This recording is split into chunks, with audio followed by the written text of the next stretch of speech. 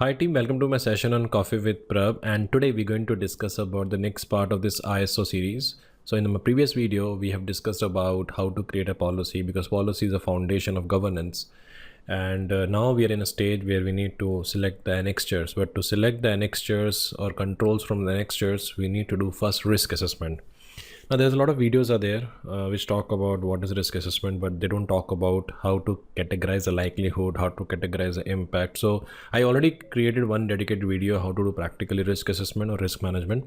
But in this video also I'm going to discuss those minor things, and I'm also going to show you how to do the live assessment of the risk or doing the risk assessment with the ISO clause.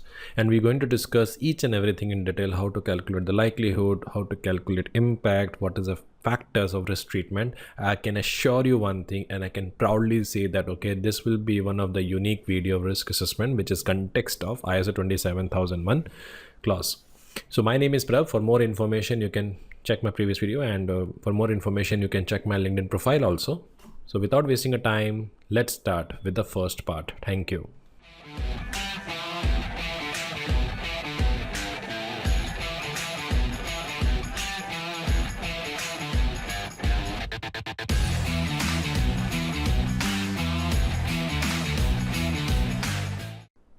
Okay, so in this video, we're going to discuss about the clause as I said. So first we need to start with the clause.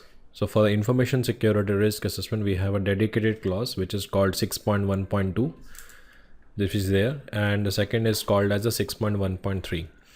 6.1.2 talk about the criteria that you have to set for the risk assessment. What are the steps in the risk assessment, like identifying, analyzing, and evaluating.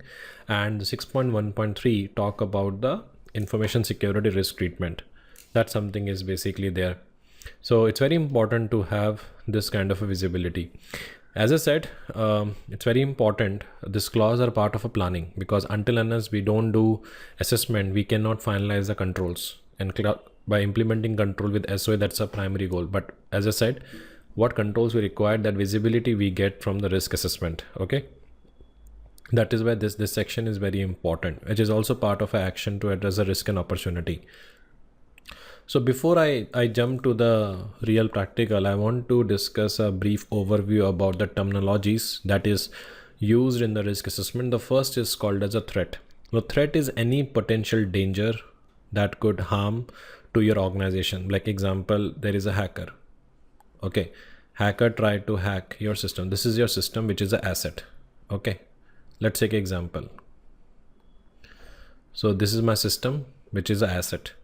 Hacker doing an action to target my asset. So hacker is a threat here. So anything which is action in nature, that is called threat. Okay, like someone is threatening you, right? So it's an action. So hacker trying to break into system is a threat. Okay. Now, what is the probability the hacker can be successful? If he can be successful, if there is a vulnerability in the asset, like weak password. So he exploit the weak password to gain access to the system. So that is called as a weakness. So I can give an example is, it is difficult for you to say no. You have a nature. It is difficult for you to say no to anything. That's your vulnerability. The threat is if someone come up with a marriage proposal. So there's an uncle who come with a marriage proposal for you that, okay, beta, your age is now 30, get married. So because you have a vulnerability, you cannot say no to that. They take that opportunity. Understood? So that's why I say threat can be successful against a system if there is a vulnerability in your system. But the question is, what is the chance the threat can able to exploit the vulnerability? That is called as a likelihood. Likelihood is talk about how probable is that a specific threat will exploit the vulnerability and cause harm. Okay, so let's say example, if you don't patch the system and if you don't configure the strong password, then there is a high likelihood the hacker could able to gain access to your system. So that is basically called as a likelihood. And if it hack, the impact is disclosure of data. So impact mean that damage or consequences that would result if threat successfully exploit the vulnerability. It means if hackers steal your customer data, the impact could be financial loss, reputational damage, and all that. If you say yes to the marriage, the impact will be you have to be sentenced for a marriage life.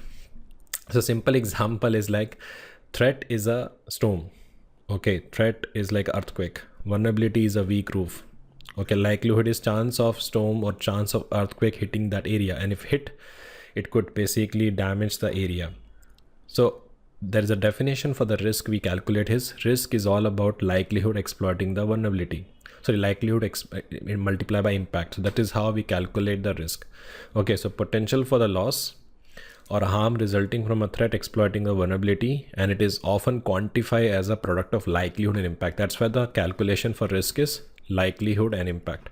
So likelihood is 4, impact is basically 5, the overall value is 20. That is called as an overall risk. Okay, so before going to jump to the direct clauses and all that, I thought let me first discuss the basic terminologies of the risk management. So in the risk management overall process, we have 4 steps. The first step is called as risk identification. Okay, risk identification. Risk identification has 3 steps. Identify assets, which according to ISO you got the scope, so that is your asset or business. Second is you identify threats and you identify vulnerability. So in this stage you identify the parameter which trigger the risk. Then you calculate the level of risk, because in this particular stage we got the visibility of likelihood. Like threat is there, there is a possibility that it can exploit the vulnerability what we see in the asset, but the question is what is the impact and what is the level of impact. So level of impact we calculate in the second stage. Here we have a 2 way to calculate the impact. One is called as a qualitative and second is called as a quantitative. Qualitative is like we map with high, low, medium. Quantitative is basically we use numbers. So if you're looking for the accuracy, then answer is quantitative. If you're looking for the high level subjective, that's the answer is qualitative. If you don't have a time, you want to fasten the process, go for qualitative. If you have a time and you're looking for an accuracy with that effective decisions, you can go for the quantitative. The third step is called as a risk evaluation. So when we're talking about risk evaluation, where we map the impact with the risk appetite and risk capacity or risk appetite. So any risk beyond the capacity, we avoid the risk. Any risk below the capacity, we apply the control to bring the risk below the acceptable level. So based on that, we take a 4 decision: accept, transfer, mitigate, and avoid. We'll discuss in the further slides. Right now, I'm just discussing a very high level. Okay. So these are the steps we have in the risk management process. Okay, identifying the asset, threat, and vulnerability. Then in the risk analysis, we calculate the level of impact. Okay, threat is there which is going to exploit the vulnerability. We know that, but what is the level of impact? High, low, medium. We know there is an impact, but calculating a level of impact come in the risk analysis stage. And once you're done with the risk analysis, we're going to evaluate the impact with my thresholds, which is called as a capacity or appetite. And then based on that, we take a treatment. So the first part here is, because we're doing a risk assessment against the asset and all, that's very important. We need to validate the assets and everything. That's the first step we have. So that's something we're going to discuss in my next slide. Okay, so when you're talking about the assets, so we have a 2 type of assets, primary assets and secondary assets. Okay, primary asset or supporting assets. But if you talk about the overall asset characteristics, we have a 2 type of overall asset. We say asset is organized into overall 2 category. Here we have a type, but overall, when I say definition of assets are 2 type. One is called as a tangible assets and one is called as a intangible assets. Tangible asset, it's something physically touch. Okay, laptop is my tangible, but data in the laptop is intangible. So here we're talking about both tangible and intangible both. So here we have a data which is an intangible: customer information, intellectual property, financial data, business process like sales, customer management, IT services. They are creating a value for us. Services like, like I'm into aspirants, we deliver trainings and consulting. These are service. These are all basically part of my assets. Okay, these are my assets. And one more important thing, when in the further we do risk assessment and all that, we follow an approach called event-based risk assessment. So there we take services as a first factor. Okay, if service is down, what is the impact? What if service unable to deliver what they deliver? What is agreed? So, when it comes to the event-based risk assessment, we always use service as an asset. And based on that, we do the assessment. That is something we follow. Now, second thing we called as a supporting assets. Supporting assets like hardware, software, network, people. So by end of the day, if you can see the same example, data is hosted and stored in the hardware only. Business process using a data. Data is hosted on the hardware only. Hardware is hosted on the software. Sorry, software is hosted on the hardware, connected with the network. So these are called as a supporting assets. So supporting asset are often used in the asset based risk assessment. Example, like, we don't have a time to go for scenario based, so we go for the asset based risk assessment. So in the asset based, we take this asset, hardware, software, network, and based on that we do the assessment. So somehow, based on a selection of asset, we have to define the risk assessment approach also. So as I said, data, business, services, they are part of my event-based risk assessment, where we identifying events and their consequences. Like in the event-based approach, we focus on identifying a specific events that could impact your business assets and also the consequences those event on your business operation. So in this approach, your primary asset determine the overall consequences of the risk event. Example, if the customer management services is down, what is the impact on the business? So that is called as a event based risk assessment. But on the other side, if the hardware is down, and then what is the impact, that is called as a asset based risk assessment. So it is very important to identify risk assessment you have to drive based on which approach. Understood? So these are the two type of assets we have. So as I said, we have a two type of risk assessment.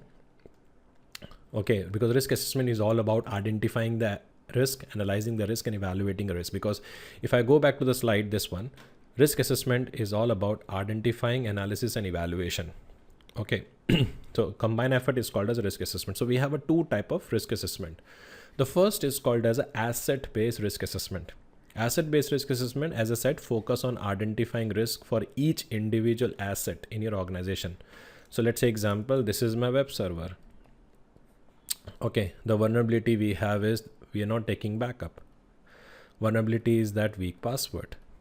Okay, so that is basically one threat. Threat is ransomware attack. Threat is DDoS attack. Okay, chance of this happening is high. Likelihood is basically high. Impact is basically high. So overall risk value is high. So here what happened, we identify asset and then we identify associate threats and vulnerability. So if you're going for the asset based risk assessment, it is basically done with the help of us identifying the assets, then we identifying threats and vulnerability for each, and then assessing the risk with the help of likelihood and impact. In my further slide, we're going to discuss that.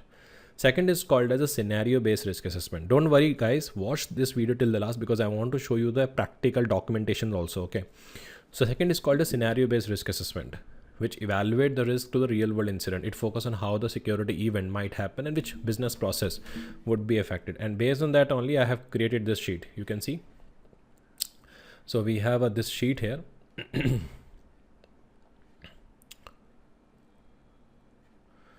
This is called as a sheet. I will show you this sheet. Okay, when I'm in the first, so we have a asset based, we have a scenario based risk assessment, and we have a asset based risk assessment. So I'm going to show you this, how to fill this. So scenario based is also called as a event based risk assessment. Okay. So scenario based risk assessment, let's say example, if the particular scenario we take, like if the server, if this business is done, what is the impact? So we do scenario based risk assessment. So the question, if you ask me, my experience, if I see the company has a huge assets, so it is not possible for me to go by asset based risk assessments. In that case, I will do scenario based risk assessment. But the company is startup and there's no much data they have, then in that case we take those assets and based on that we do the risk assessment. Now this is just for my reference, okay, which I follow when I do my consulting. Okay, like how I decide that which type of assessment I will go for it. So if for the first factor is called as size and complexity. Now listen carefully. Size and complexity play a very important role, because if I have a simple environment, so in the case of simple environment, I have a few assets. So we use an asset based risk assessment to maintain the focus on critical infrastructure. And if it's a complex environment, then I will go for the scenario based risk assessment to understand how various elements interact during an incident. So that's the first factor. Second is, are your risky mostly centered to specific asset or business? That's a question we have to ask. So if your primary concern is securing the individual asset like web server, database, then go for asset base. If your business depend on continuity of certain process like sales, marketing, data, we can go for scenario base. Third is, do you face external threats like cyber attack or the insider threats? It's a very interesting thing because that I ask most of the clients. So If the answer is yes, then scenario-based assessment can better simulate how this attack unfold and how different controls would be respond. And if that is not only the approach, so if your threats are mostly traditional like physical risk, downtime risk, so asset-based risk assessment can be worked. But today, if you ask me, a lot of companies are going for the scenario-based risk assessment because it covers more scenarios. What is the security maturity level? That's another important thing we ask. Okay, security maturity level, that's the most important thing. So if you're having early stage of security program, start with risk asset-based risk assessment. And if your security program is already mature, then my suggestion is that go for the scenario-based assessment, because that is how you improve the process. And are you preparing for ISO 27001 compliance? Okay, so your asset-based risk assessment is directly aligned with the 27001 because it allows more structured mapping of control. Scenario-based risk assessment can be used along asset-based risk assessment to add depth and relevance to your risk treatment plan. But if you're looking for shortcut, then go for the asset-based risk assessment process. Okay, so asset risk assessment is used when we have a smaller defined environment, compliance-driven assessment, and resource constraints are there. Why use? Because we have a tangible and focus approach. Okay, it provide you clear focus on individual assets. Easy to document. The output of asset-based assessment fit neatly into the risk register, and more important, it directly linked with an annexure. Okay, so that something is called as an asset-based risk assessment. And second is called as a scenario-based risk assessment. If you have a complex and dynamic environment, like if your organization operates in a complex IT environment with many interconnected systems, then you can go for that. Let's say example, we have a cloud-based environment, or we have a mobile workforce, or dependency are better addressed to the scenario because the risk in this context are not always asset centric. Second is business process focus organization. So if your business revolve around critical processes and you need to ensure that scenario consider how disruption in a process affect the operation. So in that case, you can go for the business scenario based assessment. When you want to go for threat modeling, if primary concern is security incident like ransomware or phishing attack, so we do assume, okay, if tomorrow DDoS attack happen, what is the impact? So we do threat modeling. So threat modeling is also part of a scenario base. So again, prioritization is a very important part. So in a very complex organization, it is not possible for you to give attention to all the assets. So by scenario based assessment, we can able to focus on most critical risk that could disrupt the operation or result in a significant data loss. That's a perspective we have. So why use scenario based? Because if you're looking for holistic view, that is the thing. It is more aligned with the business impact. And the most important part is focus on outcome. So now we're moving to the next step. So we identify risk. Okay, so we know that, okay, we have an asset, we have a threats, we have a vulnerability. See, if you're going for the next step, which is called risk analysis, we have a two type of analysis, qualitative and quantitative. Okay, qualitative, where we map likelihood and impact based on high, low, medium. And if you go for quantitative, we use numbers. So I have seen a lot of people, always they get confused with likelihood and impact formula. See, when I say overall formula of calculating the risk, I repeat, if you're looking for the overall formula of calculating the risk, calculating a risk. Okay, so we use a formula called risk equal to likelihood and impact. So that give me the overall score. So what is likelihood? Likelihood is all about probability or a chance that specific threat will occur within a given time frame. That is called likelihood.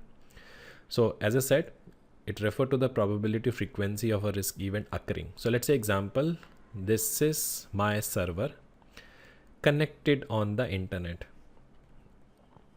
Okay, so we might have a threat which is coming from outside. The system is configured with weak password. It is configured with the known configurations, example.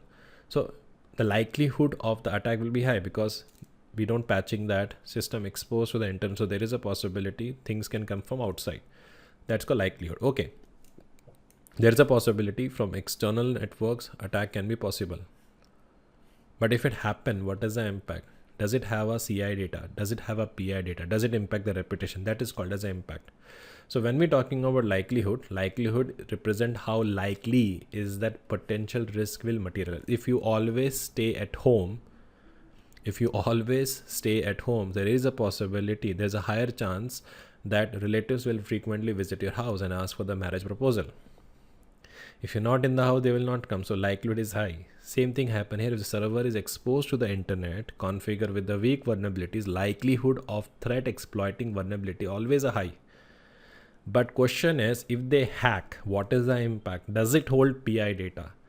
So for impact also, we have a multiple parameters. I'm going to discuss in the next slide. So impact is all about the potential consequences effect on the organization. And always remember, it is determined always by the industry standards, organizational context, and regulatory requirement. If you're working in the highly regulated industries, for you, PI disclosure is a big impact. Is it clear? So impact is very important. So I'm giving an example here. With that, you get a visibility how we calculate. We will discuss in a further slide how we use this formula. Okay, so you get a better visibility.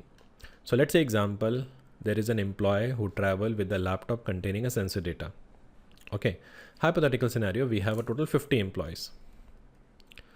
50 employees. Okay, they travel with a laptop. That laptop contains sensor data. I'm assuming they do 10 trips. So 50 into 10 per year. So here I have a number because I have a past history. So one always remember, if I'm using a numbers, I need a past history. So I have calculated average 50 employees travel 10 trips in a year. It means there is a 500 opportunity of loss we have per year.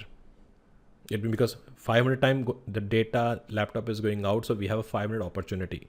Example, okay, so we are giving one criteria here is we have assumption of one incident, okay, in 2 years based on a past data. So we giving a 0.5 incident, 0.5 incident per year.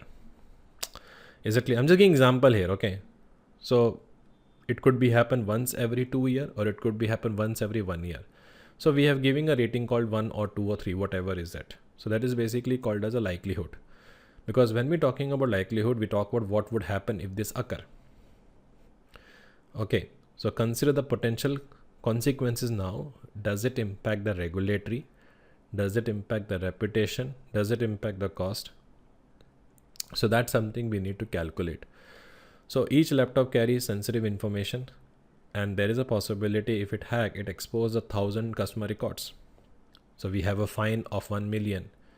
We have a reputational damage of 5% of loss, or we have an incident cost is $5,000.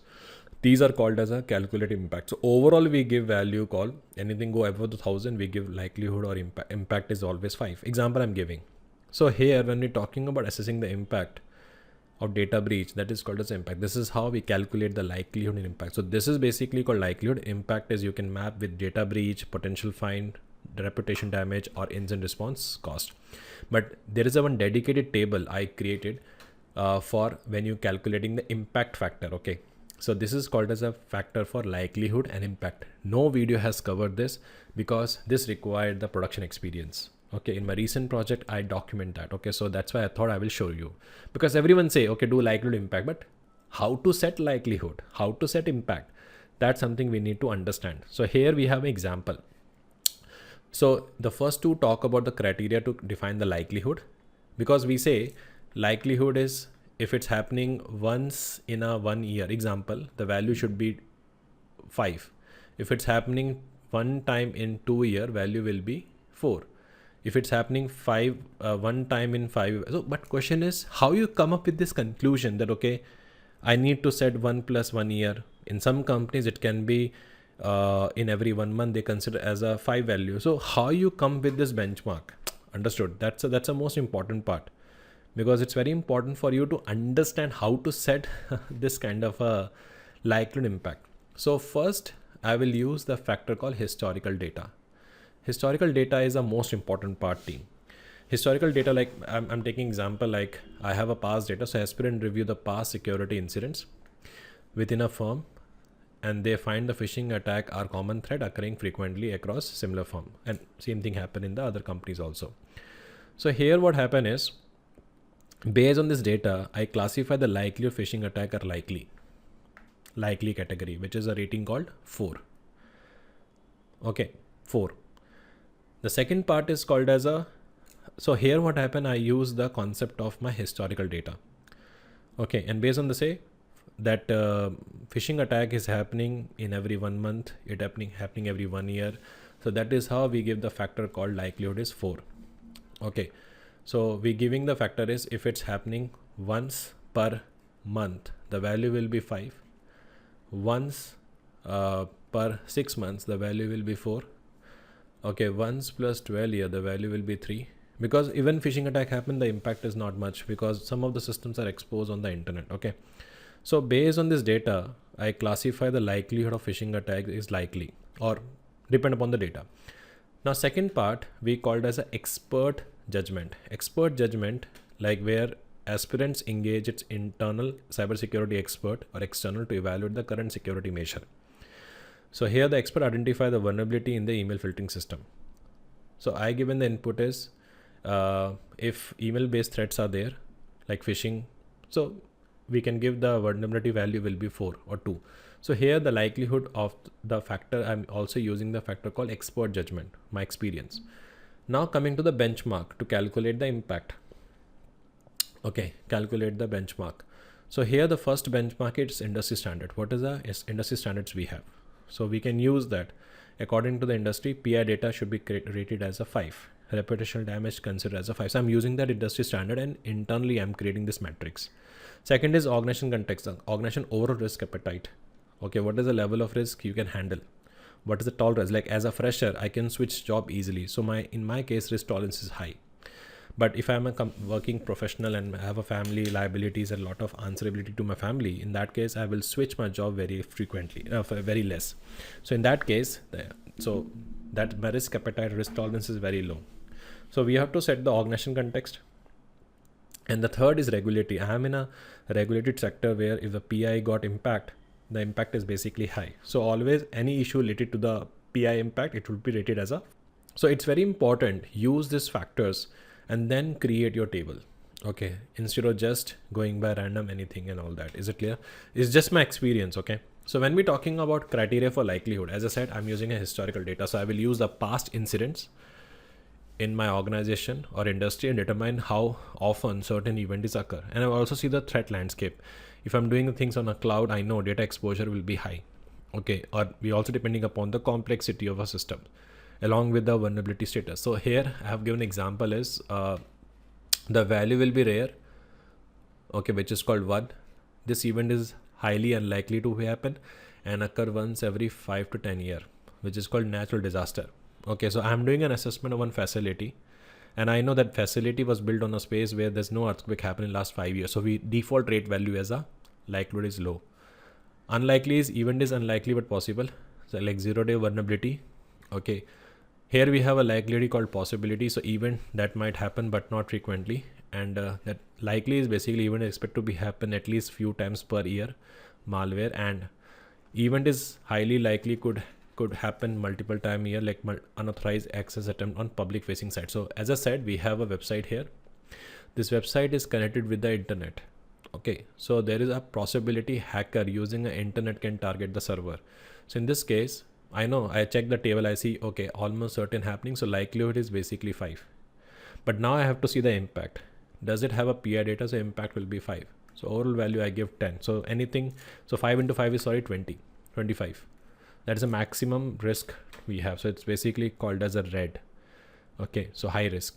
So this is how we are defining the criteria. So it is very important. You should be very, very clear with this data. Okay. So this is something you can create based on your company experience. Okay, that's something you can try. Or second part, you can ignore this also example, and you can just say based on a company risk tolerance that okay, anything happen once every 5, we can give 1, happen every 6 year, 2, anything happen every 3 year will be 3, 2 year will be 2, 1 year per 5. So this is how you can define. It's up to you. You don't need to take these examples. You can have your internal metrics, and according to that you can see, like let's say example, in my previous project I spoke to the business team. I asked him, okay, for you what is important, like if we expose this server on the internet, and what do you think, will your competitor will target your systems? You will say definitely, Prabh. So I have as this a clear assumption is if the system goes on internet, okay, and we enable all the service, likelihood of attack is high. Understood. So here I'm using a historical data, and I know that okay, if you configure the system on the internet, likelihood of attack will be high. That's how you define the metrics. So that is how you can calculate the parameters. Okay, that's the reason is we take this as a reference benchmark and calculating the parameters. Then second is called as a impact. Okay, so impact. So this is one basic example. In my further slide, I will show you how I use the impact in one company. So impact is like, okay, catastrophic, major, moderate, minor, and negligible. Okay, actually we follow one formula to calculate the impact. The first parameter is called as a operation disruption, OD. Okay, how critical is the affected system? Second is called as a financial loss. Financial loss, like what if the financial loss faced by the company, like loss of revenue. Third is called as a reputation damage, and fourth is called as a legal. So we consider all four category and then we calculate the impact. Let me show you how it look like so you get a better visibility. Now here you can see this is a formula. Okay, so we are using a 4 matrix to calculate the impact. So the first is called as an operational disruption. Operational disruption mean how essential is the system or process to daily operations. For me, CRM in my company is very important because every day, every minute, sales checking the data. Okay, the CRM is hosted on the internet. Okay, accessible from anywhere. So likelihood of attacking the CRM will be like 4 because it has a control. But even it attack one time and gain access, the impact is basically 5. So here the operational value I give, suppose 5. Okay, so operational mean how essential is the system or process. Okay, if it's down, operational is direct deal with availability. Second, so in operational we also include the concept of downtime impact. Okay, what is the potential duration and effect of downtime and how quickly can you operate? Second part is called financial. Financial, it mean what are the potential direct or indirect financial loss, revenue loss, okay, remediation cost. Then third is basically called as a reputation. Okay, what is a factor for reputation? So like how might this affect my customer trust? Could it lead to the negative media branding? What is the potential impact on the customer loyalty? That is called as reputation. And finally we have a legal. So let's say example, out of 5 I give 4 value here. Out of financial value I give 4 value here, 4 value here, and 4 value here. So 4 plus 4 plus 4 plus 4, 16 value I given. I'm just giving example here. Okay, or you can multiply. So you can see 4 plus 3 plus 5 plus 2 divided by 4, 14. 14 divided by 4 is 3.5. Okay, so overall impact value is 3.5. Understood? So this is how we calculating. So impact overall value we take based on this. So this is the industry standard we follow. Okay, and then we give the benchmark that if it's coming around 2.1 to 3.0, it is a moderate impact. If it's coming around 3.1 to 4.0, the value is high impact. If it's coming around 4.1 to 5.0, it is a high impact. Understood? So in this case, if I say 4 plus 3, 7, 7, 5, 12, 12 to 14, 14 divided by 4 is coming around 3.5. So if it's coming between 3, 1.4, so it is a high impact. Okay, this is I follow in my parameter. Okay, you can define, because no matter you're working for the healthcare, you're working for the e-commerce, you're working for the financial services, you're working for the manufacturing sector, you're working for the service industry, we always map the impact with these values. Okay, we use these values. That's something we follow. Okay, so we have taken one example of likelihood, like phishing attack, chances are high. So web server vulnerability, if you have a public facing web server with a limited protection, likelihood will be high. And if it hack, we have to see the impact. Impact is we calculate all the 4 metrics and then we come with the one particular factor. That's something we will follow. So here I'm taking one example of the asset-based risk assessment. Okay, so let's say example. As I said, asset-based risk assessment focus on identifying, evaluating the asset and mitigate risk. So here the first step is we identify asset. We have an asset like web server, CRM, workstation like laptops, Google account, data center, hosted machines. And this is something we have taken based on a scoping. If you see my first video, how to define the scope and all that, from the scope only, I took this asset. The second step, identify threats. Okay, hacking, malware, insiders, vulnerability, which is exist in the systems. The third step, we assess the risk. So as I said, we take the example, the probability of threat exploiting the vulnerability. So mobile laptops are likely to be lost or stolen because people used to travel. So likelihood is high because we have more than 5,000 employees who are working from the global workforce. If any mobile laptop is lost or it is not encrypted, sensitive company of client data could be exposed. Now here the expose will be mapped to the four category: operational impact, reputation loss, and then we come up with the overall impact value. And then we basically treat the risk. Do we need to mitigate? Yes, we need to mitigate with the help of some controls. So we take the ISO 27001 an extra control, and according to that, we do the assessment. So that's one example of doing a asset-based risk assessment. Asset-based risk assessment. Okay, asset-based risk assessment. Now here, when you're talking about steps 2, okay, and we have a step 3. So in step 3, we're talking about here impact. Now listen carefully. Impact refer to the severity of damage. Okay, so as I said, if a mobile laptop is lost or stolen or it is not encrypted, then in that case, sensitive company or client data could be exposed. So here we are following all the 4 metrics of impact. Now listen carefully, okay. What is the operational disruption? What is the reputational damage? And what is the legal regulatory damage? And 4th is called as a financial loss. So if you take an example of operational disruption, like loss of laptop could disrupt the work for the employee, which cause downtime. Reputation damage, if client data is breached, it could harm the company reputation. Okay, legal regulatory impact, if the lost data is governed by the regulation, then fines are there, and it could lead to the financial penalty, which is a financial loss. So you're getting the point how I conclude this. So here I'm giving the risk score equal to likelihood and impact. So 4 is likely. Okay, impact we can calculate by all the 4 metrics and then come up with the impact, and then we talk about the overall risk. The same thing, this is an example of the asset-based risk assessment, and I will show you the template how I did that. So here we have an asset-based risk assessment. So we have a web server which is hosted on the GoDaddy. The threat is unauthorized access by the external hacker. Vulnerability, the weak password policy, no two-factor authentication. Likelihood is medium. Impact is basically high. So internally you can set the metrics. Okay, anything value goes 0.1 to this, the value will be medium. Anything 4.0 value will be high. The risk level is high. Current control basic protection, which is my current control. Treatment is mitigate. This is the annexure we're taking. 9.2.1 user access management, 9.411 management secret and network controls. You can add as much as annexure here. And then residual risk is medium, because after implementing control, we can able to reduce the risk to an acceptable level. So in my further slide, I'm going to discuss how to calculate the residual risk. So how to calculate residual risk? This is the formula we are using.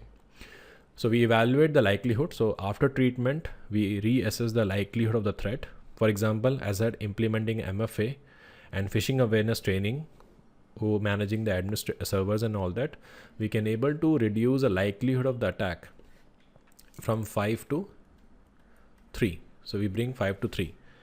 Okay. And then we evaluate the impact also.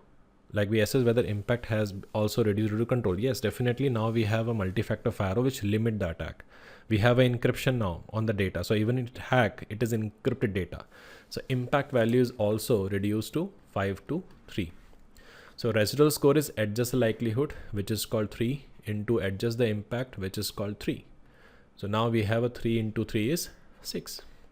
Initially it was 5 into 5 is 15. So this is my 6 is the residual risk. Then we will see, is this risk coming within acceptable level? Okay, so we have a low, we have a medium, and we have a 5. So this is how you calculate the residual risk. Okay, so that is the example of the asset-based risk assessment. Now in the case of scenario-based risk assessment, how it works is, so we identify scenario like cyber attack, breach the cloud-based CRM system, steal sensitive customer data. So when we go for the scenario-based risk assessment, in that case, when we have a huge assets, we have a complex asset, it's not possible for me to go by the each and every asset. So in that case, we take a scenario.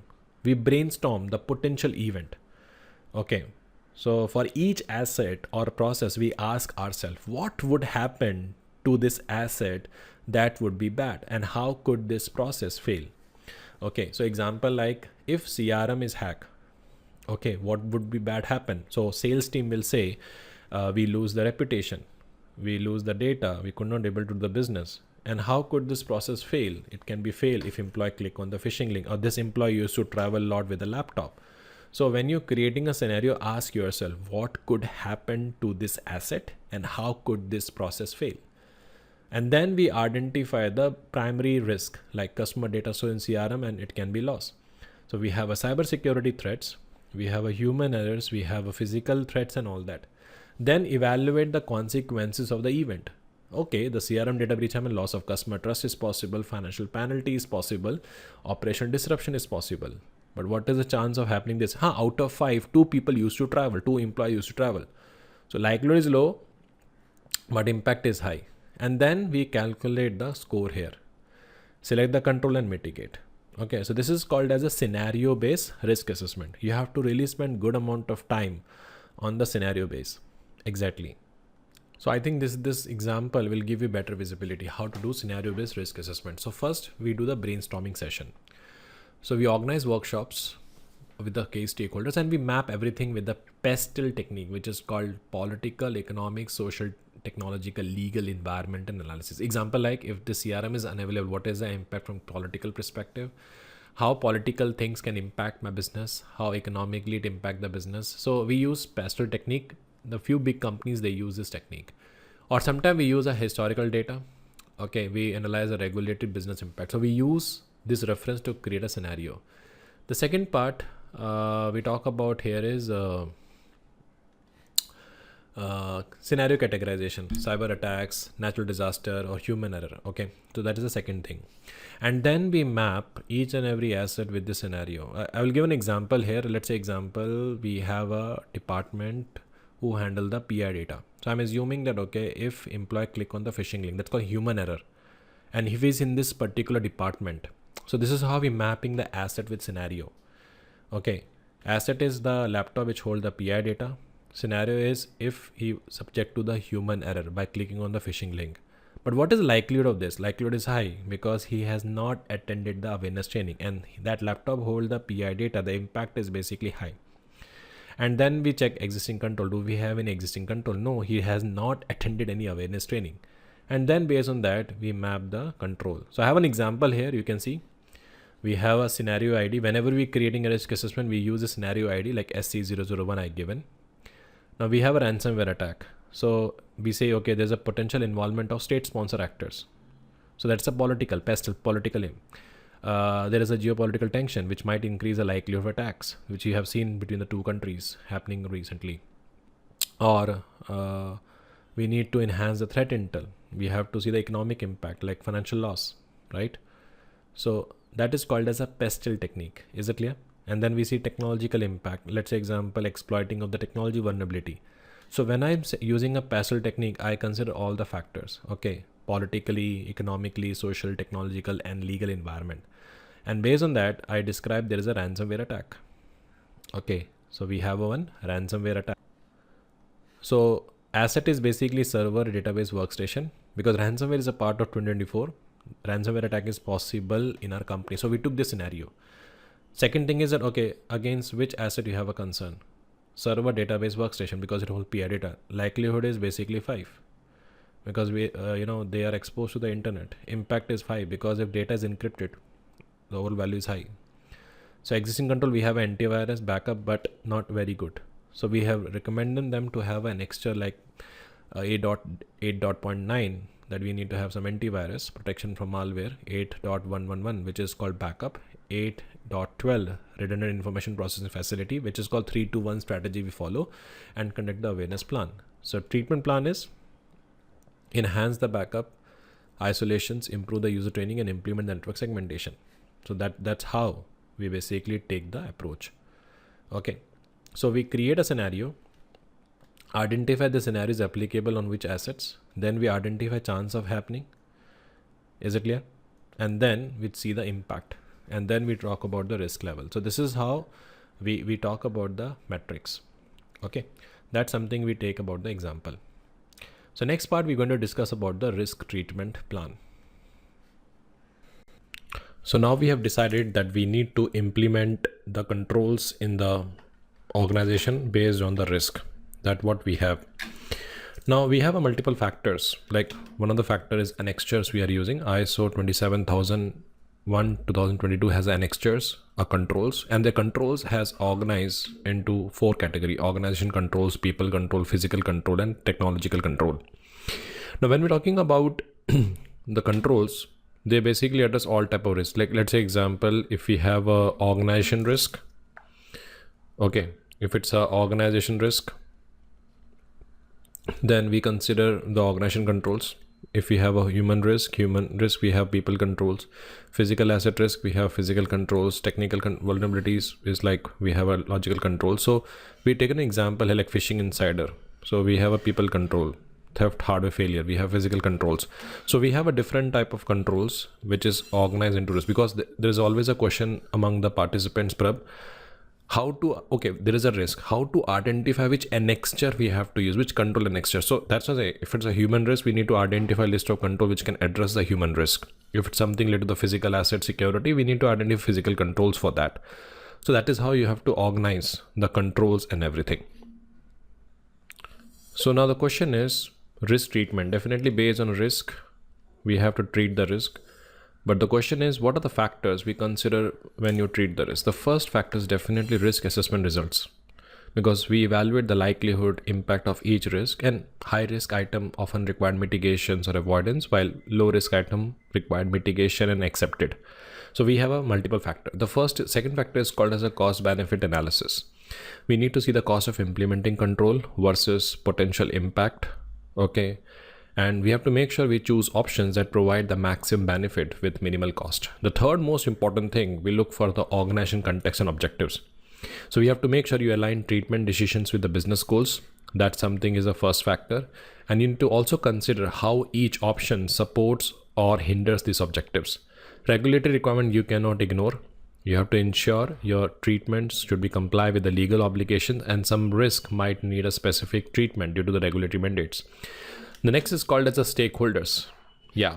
So you have to engage stakeholders for insights into practical implementation of treatment options, and experts can provide guidance on emerging threats and effective controls. That's something we will look for. And last is called as a resource availability. Make sure available resource include the budgets, people, and technology when you're deciding the treatment option. So we have to look for all those factors. So these are the different factors we have which can influence the decisions. Okay, so let's move to the next part where we're going to discuss about the different type of treatment. Okay, so we are moving to the next part, which is called as a risk treatment types, because we just discussed about what is risk treatment. So we have a different type of treatments. The first treatment is called risk avoidance. It is called as one of the most proactive thing, because we are eliminating the risk by removing its cost. Let's say example, I know if that business is giving me more liability than opportunity, if the business is giving me more losses than the opportunity, it's better to drop the business and avoid all the risk which is coming from the business. Let's say example, I drop my idea to travel a particular place because it's a high risk. So risk avoidance is all about eliminating a risk by removing its cost, and this means not engaging in activity to reduce the unacceptable risk. Now I can see that, okay, there's a business has reached out to me, like we need to have a data application on the cloud. I can see that if I hold my PI data in the cloud provider has a control of the data. I don't have any visibility, but I cannot see any opportunity also. It's better I drop the idea, moving the data in the cloud, and drop the business, which is basically bring more risk to my organization. So that is called as risk avoidance. Now question is when to consider risk avoidance. The risk has a high impact and cost of managing is prohibitive, or activity is not critical to business, can be replaced. So aspirants has decided not to enter market with stringent data protection law if compliance cost is too high. Like my business is already having a very limited budget, and doing a business in Europe can basically backfire me. So that's why I decided I will avoid the business doing the business in the Europe because of GDPR. Next is called as a risk mitigation, where I'm introducing a control to reduce the risk to an acceptable level. So when to use? When the risk is significant but manageable, and cost effective measures are there to reduce the risk. So we're implementing a multi-factor authentication to reduce risk to an acceptable level. I'll give an example. Like, for example, recently we had faced some phishing attacks. Given the frequency and potential impact, we decided, okay, we'll choose mitigation by enhancing the email filtering system and conducting employee training. Understood. So we have a concern about ransomware threat, right? So due to the severe impact, we opt for a combination of mitigation, which is called backup, and we also took the insurance, which is called as cyber insurance. And some minor vulnerabilities we have discontinued because of the application. So I'm just giving example here. So sometimes we are using a combination of both. Third is called as risk transfer. Risk transfer is you transferring the risk to third party. We always say this is a cyber insurance. We take the cyber insurance, and for your knowledge, we take risk transfer in that case when the likelihood is low but impact is high. Let's say example, we take medical health insurance. We pay every year premium not to go to hospital, but 1% if something happened to us, the hospital cost is very high. Same like we're doing a business in one country where if any single breach happen, it has a great impact. So we have decided we'll take a insurance. So if anything happen 1%, if we get admitted in the hospital, there's a company who will pay the compensation for that. That is basically called as a risk transfer. So likelihood is low, but impact is high. Next is called as a risk acceptance. Risk acceptance is all about additional, the risk is low, cost is high of the control. So we accept the risk. We know that, okay, implementing firewall is more expensive than the impact. So we continue that particular solution without firewall, or accepting the minor software vulnerabilities that have a minimal impact and cost to fix that things. So these are the examples of the risk treatment we have. So let me show you, according to the clause 6, you need to have some documentation regarding a risk management. One, you need to have a risk management charter, which talk about how the risk management works, what is a procedure you're going to use. So that's something is part of a requirement. So let me show you how it look like. So this is basically a charter we have for the risk assessment. Here you can see. We talk about, it's mandatory to have this document because it gives you the idea about what we do in the organization, like risk assessment treatment process. And this is the table of content. It has a criteria, risk management policies, risk assessment methodology, and risk treatment. It is required for the compliance and risk heat map. Now here you can see it has a risk register, risk treatment plan. Okay. So first thing in the document, we have to give the introduction. It's very important. You have to state the document. What is the purpose of this document? Then we talk about the scope. Like we're doing risk assessment for the web server hosted in GoDaddy. This is my asset. Cloud-based CRM is my asset. Workshop laptop is my asset. And Google account is an asset. Then we talk about the criteria for performing a information security risk assessment. So here we're talking about the likelihood impact, and we talk about the impact score. Then any kind of a system you want to introduce, we need to have a policy. So policy has an introduction, then policy objectives, then risk management principles, and then we have to define the risk appetite. And then we also talk about risk reporting and risk monitoring. It's not necessary to have a risk monitoring reporting. It's okay. And then we talk about risk assessment methodology. Then you talk about the risk treatment plan, and what is the heat map we're going to use. So this is the heat map that we're talking about. Like when I say likelihood impact, if likelihood is 5, impact is 525. So 25 is almost certain. So risk value is basically very severe. If it's only 1 + 1, so it's less than less. So risk is negligible. So this is called as a heat map, which we present to the board. Okay. And then this is called as a risk register. Whatever the risk that identified in the identification stage, from that stage itself we document this table. So CRM system, data breach, vulnerability, likelihood impact, risk score, current control, treatment, residual risk. So this is called as a risk treatment plan, and this is called as a review and monitoring. So this is called as a document that we follow. Along with that, we also have a risk assessment report. This is another document we need to have, risk assessment report. Okay, it's very mandatory for you for the annexure of control. So we have a risk assessment context and scope. So first we have an introduction, then we have a context, internal, external context. We have considered both. Then scope, the same we can copy paste. Criteria, we have defined the same thing. Okay, then we talk about the risk scoring that we have documented, and then we have a risk assessment summary. Now here you can see risk assessment result summary. Even you can have that table there, or you can have a table in this particular thing. Now here you can see it's mentioned web server was the asset, threat was unauthorized access, vulnerability is weak, access control, likelihood is high, impact is high, risk score is 20, basic control. Last section you can add is annexure if you want to add control reference from annexure. And then we have a detailed assessment report. So this is called as a risk assessment report. After that, we're going to organize the SOA, statement of applicability, like what are the controls we required, and we have to give a proper justification. That is part of my next video. Do let me know what you like about this video, what is the most important thing you like about the video, and what is the new thing you learn in ISO 27001, my video series. So this is all from my side. Do let me know how do you find this video. Your support is very important because without you, I'm nothing. So if you're new to the channel, do subscribe to the channel and click on the bell icon to make sure you should not miss the future videos on a similar topic. Thank you so much. Bye.